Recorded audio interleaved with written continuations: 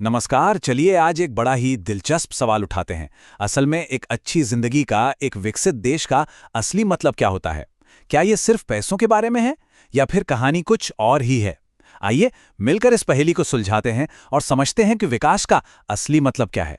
तो चलिए सबसे पहले उस चीज से शुरू करते हैं जो शायद हम सबके दिमाग में आती है, पैसा। क्या पैसा सच में एक बेहतर जिंदगी खरीद सकता है? पहली नजर में तो जवाब हाँ ही लगता है ना? लेकिन क्या ये पूरी सच्चाई है? मुझे लगता है इसमें और भी बहुत कुछ है। अब जरा यहां देखिए, ये बहुत मजेदार है। पैसा आपको एक शानदार कार तो दिला सकता है, बिल्कुल, लेकिन क्या वो आपको साफ सुथरी प्रदूषण मुक्त हवा दिला सकता है या फिर किसी भी फैलने वाली बीमारी से पूरी सुरक्षा? नहीं। ये वो चीजें हैं जो अकेले पैसे से नहीं खरीदी जा सकती। ये हमें मिलकर ही मिल सकती हैं। और बस यहीं पर हमें सिर्फ पैसे की सीमाएं दिखने लगती हैं। तो अगर सिर्फ अपना पैसा हमारी हर जरूरत पूरी नहीं कर सकता, तो फिर इसका हल क्या है? जवाब है, हमें अकेले अकेले सोचने के बजाय एक साथ मिलकर सोचना होगा। और इसी सामूहिक समाधान को हम कहते हैं सार्वजनिक सुविधाएं। तो ये सार्वजनिक सुविधाएं होती क्या हैं आखिर? आसान भाषा में कहें तो ये वो सर्विसेज हैं जो किसी देश की सरकार अपने सारे नागरिकों को देती है, ताकि सबका काम, सबकी जिंदगी, चाहे वो प्रोफेशनल हो, सोशल हो या इकोनॉमिक, आराम से बिना किसी रुकावट के चलती रहे। इसके कुछ उदाहरण तो हम रोज ही देखते हैं, शायद ध्यान भी नहीं देते। सोचिए जरा, सड़कें और बिजली, पब्लिक ट्रांसपोर्ट जैसे बसें और ट्रेनें, साफ सफाई का सिस्टम, सरकारी अस्पताल और हमारे नलों में आने वाला साफ पानी।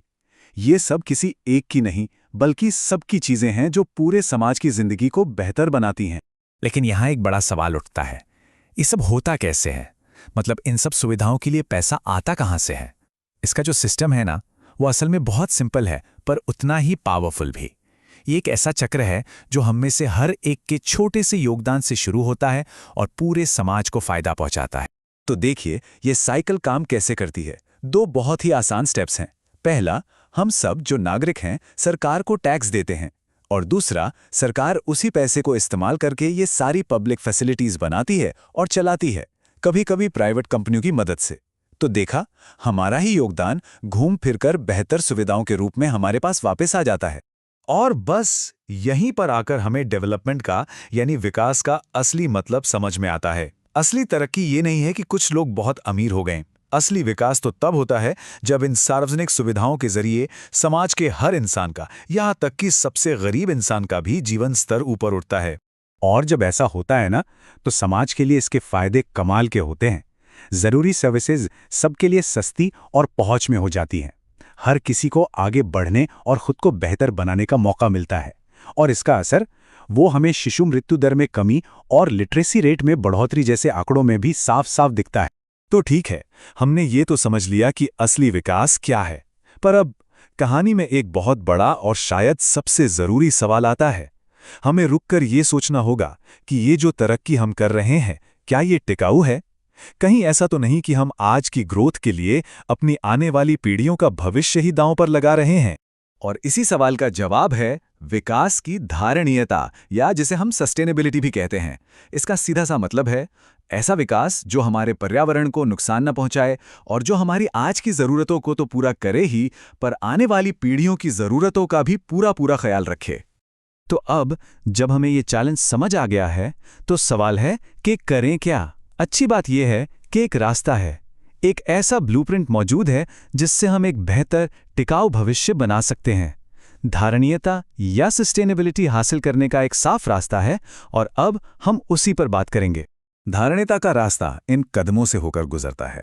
पहला, हमारे पास जो भी रिसोर्सेज हैं, जैसे पानी या खनिज, उनका इस्तेमाल बहुत सोच समझ कर करें, उन्हें बर्बाद न करें। दूसरा, रिन्यूएबल एनर्जी जैसे सोलर और विंड पावर का ज़्यादा से ज़्यादा इस्तेमाल करें, क्योंकि वो कभी ख़त्म नहीं होती। तीसरा, हमेशा नए और बेहतर विकल्पों की तलाश में रहें। और आखिर में, चीज़ों को फेंकने के बजाय रीयूज़ और रीसाइकिल करने की आदत डालें। तो इस पूरी बातचीत के आखिर में मैं यही सवाल छोड़कर जा रहा हूं। जरा सोचिए, हम आज जो विकास का मॉडल अपना रहे हैं, क्या वो हमारी आने वाली पीढ़ियों के साथ इंसाफ कर रहा है? इस सवाल का जवाब किसी एक के पास नहीं है। इसका जवाब हम सबके फैसलों में, हमारी सोच में छिपा है, और यही जवाब हमारा और इस धरती का भविष्य तय करेगा।